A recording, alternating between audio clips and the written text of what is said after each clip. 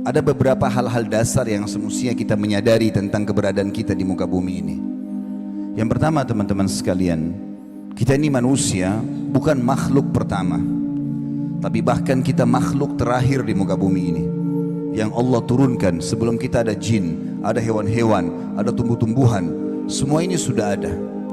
Kalau para ilmuwan mengatakan kepada kita bahwasanya mereka menemukan fosil hewan sekian miliar tahun, itu bukan mustahil.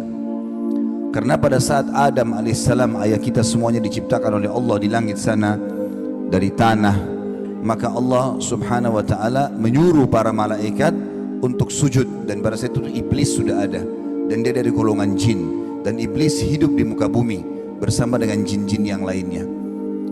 Jadi manusia adalah yang terakhir. Apapun yang ada di muka bumi ini, teman-teman sekalian, bukan hal yang baru. Air yang kita gunakan, ini adalah air yang dari dulu digunakan oleh orang-orang sebelum kita. Begitu juga dengan api, udara. Ini bukan hal yang baru. Dan ini, dunia ini diberikan gambaran di dalam agama kita adalah tempat sementara, mampir saja. Kemudian kita akan kembali ke akhirat sana. Saya ingin coba mengorek lebih dasar lagi tentang masalah pemahaman berhubungan dengan masalah ini. Saudaraku seiman, apapun di muka bumi ini berpasang-pasangan, dan kita sudah tahu itu. Seperti misalnya malam dan siang. Tidak mungkin siang terus, pasti akan datang malam. Mau nggak mau. Tidak mungkin lapar tidak dihubungkan dengan kenyang, karena ini berpasangan. Tidak mungkin muda tidak berpasangan dengan tua. Begitu juga laki-laki dan perempuan. Begitu juga dengan malam dan siang.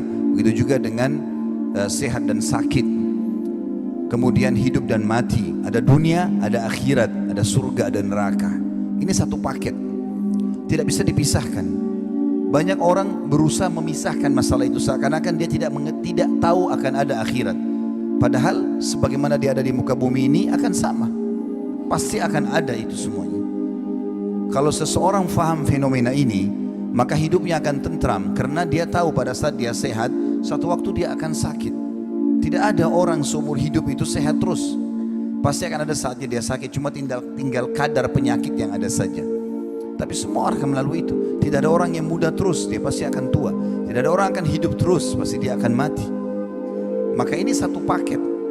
Sebagaimana kita rasakan kehidupan di sini, ada kehidupan juga di sana. Islam datang memberikan kepada kita gambaran dunia ini bukan untuk ditinggalkan, tapi ditunggangi, dikejar prestasi terbaik untuk mendapatkan juga yang terbaik di akhirat sana. Ada banyak orang menyalahfahami tentang definisi zuhud. Mereka mengatakan zuhud itu meninggalkan dunia untuk akhirat.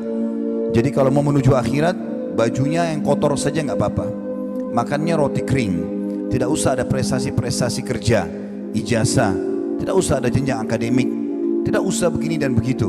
Ya sudah, dunia kita akan tinggalkan. Ini juga keliru. Allah mengatakan dalam surah Al-Qasas ayat 77, A'udzubillahi minasyaitonir rajim, wabtaghi fima ataqallahu ad-daral akhirah wa la tansa nasibaka minad dunya. Kejar apa yang Allah janjikan untuk kalian di akhirat nanti. Baca tentang surga itu. Apa saja nama-nama pintunya, berapa banyak derajatnya, apa saja fasilitasnya, amal apa yang saya kerjakan supaya mencapai yang terbaik nanti di sana. Tapi Allah bilang, dan jangan lupakan bagianmu dari dunia. Kita juga di dunia disuruh berpenampilan yang baik, disuruh menjaga nama baik, disuruh mengejar harta yang baik, semuanya baik. Nabi SAW menggambarkan kepada kita kalau beliau paling suka makan tharid, dan tharid adalah roti gandum yang dibubuhi di atasnya kuah yang ada dagingnya. Dan ini makanan yang baik. Nabi SAW gemar sekali memakan paha kambing. Kadang-kadang beliau memakan makanan yang ada kalau lagi tidak ada makanan yang baik, maksudnya yang berkualitas. Tapi Nabi SAW selalu mendahulukan makanan yang berkualitas. Nabi SAW menggunakan baju dari kain katun dari Yaman, dan pada saat itu adalah kain yang terbaik. Nabi SAW memiliki tunggangan yang terbaik. Kuda Nabi SAW terkenal dengan kuda terbaik di Jazirah Arab. Dan beliau berpoligami, punya beberapa rumah. Di setiap rumah juga ada unta. Kalau unta sekarang mungkin zaman kita sama dengan Alphard, ya. Setiap rumah juga ada kendaraannya. Setiap istri juga punya pembantu. Beliau menikmati masalah itu. Bahkan ada seorang sahabat yang hadir di depan beliau, lalu penampilannya sangat kumuh. Maka Nabi SAW memberikan kepada dia sesuatu, lalu sambil mengatakan kepada dia, ambillah ini dan perbaiki kehidupanmu. Dia mengatakan, ya Rasulullah, saya orang mampu. Kata Nabi SAW, kalau begitu mana bekasnya nikmat Allah pada dirimu? Allah tidak ingin kau kelihatan begini. Penampilan yang rapi lah. Ada seseorang masuk ke masjid, rambutnya berantakan. Lalu Nabi SAW mengatakan kepada para sahabat, suruh orang ini keluar dulu, sisir rambutnya dengan rapi, baru dia masuk ke dalam masjid.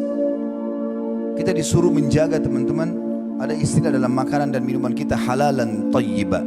Halal yang dibolehkan, thayyib yang berkualitas, dan harus partner, nggak bisa enggak. Ayam misalnya halal, tapi kalau dia sudah rusak, tidak thayyib lagi, nggak boleh dimakan. Harus ini berkualitas. Kita selalu disuruh seperti itu. Dan kita kenal dalam agama kita ada namanya afdaliyah, yang lebih baik lagi. Semua kita disuruh kejar itu. Kita disuruh tamak terhadap rahmat Allah. Kalau kita sudah diberikan kesehatan, kita disuruh tamak, minta kepada Allah agar kesehatan itu ditambahkan. Kita sudah diberikan keturunan, minta diberikan tambahan keturunan, minta diberkahi, dan meminta sesuatu nikmat agar ditambah lebih afdal di sisi Allah dibandingkan kalau musibah sudah datang baru kemudian kita minta jalan keluar. Kalau Bapak Ibu yang hadir di sini, rahimani rahimakumullah, lagi sehat, masya Allah, makanan minuman di rumah ada, pekerjaan ada, keluarga tenang, tidak ada masalah, maka lebih afdal Anda mengatakan, ya Allah pertahankan ini atau tambahkan atau berkahi, dibandingkan kita sudah punya masalah baru mengatakan, ya Allah berikan saya jalan keluar. Tetap lebih afdal Allah menginginkan kita tamak terhadap rahmatnya. Bahkan orang yang tidak berdoa kepada Allah, tidak memohon, tidak tamak terhadap rahmatnya, Allah marah padanya. Di dalam hadis riwayat Tirmidzi, kata Nabi SAW, siapa yang tidak berdoa, tidak merengek, tidak mohon kepada Allah, Allah justru murka padanya. Sampai seorang penyair Arab mengatakan, jangan kau minta sama manusia, karena kalau kau minta padanya, dia akan marah. Sekali, dua kali, tiga kali, mungkin dia masih memberi. Kali 4, 5 kali dia akan marah. Tapi mintalah kepada zat Allah, yang kalau kau tidak minta justru dia marah. Allah menyuruh kita kejar yang terbaik, disuruh menjaga nama baik, disuruh mencari harta yang baik. Islam tidak pernah membatasi harta di muka bumi ini. Boleh menjadi orang yang paling kaya. Abu Bakar, Abdurrahman bin Auf, Uthman bin Affan bersaing dalam perdagangan mereka, tapi hal yang positif, dan masing-masing meninggalkan warisan yang sangat banyak kepada keturunannya, banyak bersaing dalam sedekah yang diberikan pada saat sedang jihad dan seterusnya. Jadi kita disuruh mengejar yang terbaik. Bahkan Allah Subhanahu wa taala mengatakan kepada kita, kalau Allah akan membalas kita dengan surga kalau kita mengorbankan harta, prestasi dunia kita dengan jiwa kita. Allah telah membeli dari orang-orang mukmin harta dan jiwa mereka yang dibalas dengan surga. Juga kita tahu teman-teman, Islam sangat indah sekali, karena Islam memerintahkan kebersihan, kerapian, ketentraman, ya, kedamaian, keamanan, semua disuruh dalam Islam. Memberi, ya, berbagi, memaafkan, semua itu bagian daripada agama kita dan akhlak yang sangat ditekankan. Begitu juga Islam melarang kita untuk mengganggu orang lain, berbuat kezaliman dan seterusnya. Jadi di muka bumi ini pun kita sudah diaturkan cara melaluinya. Tetapi Islam menitik beratkan poin lebih penting daripada itu, teman-teman. Ternyata kehidupan dunia selain kita disuruh kejar yang terbaik, makanlah, minumlah, pakaianlah, carilah pasangan yang terbaik, prestasi apapun silakan, tapi jangan lupa ada yang lebih baik lagi di sana. Ini yang kita ingin titik beratkan, adanya kehidupan akhirat yang terbaik, dan apa yang kita pupuk di sini kita akan panen di sana. Allah Subhanahu wa taala menyebutkan tentang surga luar biasa, pemandangan yang tidak bisa digambarkan dengan hanya sekedar lisan sebenarnya, tapi yang disampaikan melalui wahyu seperti itu.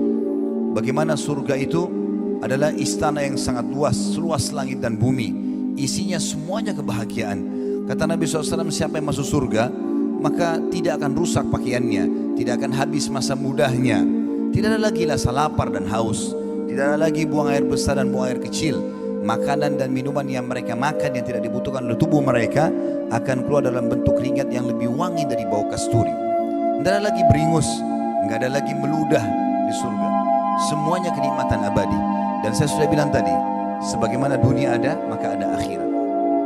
Teman-teman sekalian, Allah Subhanahu wa taala memerintahkan kita dalam banyak ayat Al-Quran agar kita menjadikan dunia ini penyebab kita mendapatkan yang terbaik di akhirat. Kejar terbaik sini untuk kita dapatkan juga yang terbaik di sana. Tapi bukan ini target utama. Kalau kita sudah menjadikan dunia sebagai target utama, maka kita bisa tidak mengenal lagi mana halal dan mana haram, karena kita tidak yakin ada hisab pada hari kiamat. Maka kita main sikut sana, sikut sini, menjatuhkan orang, mengambil hak orang lain, dan ini berbahaya buat kita.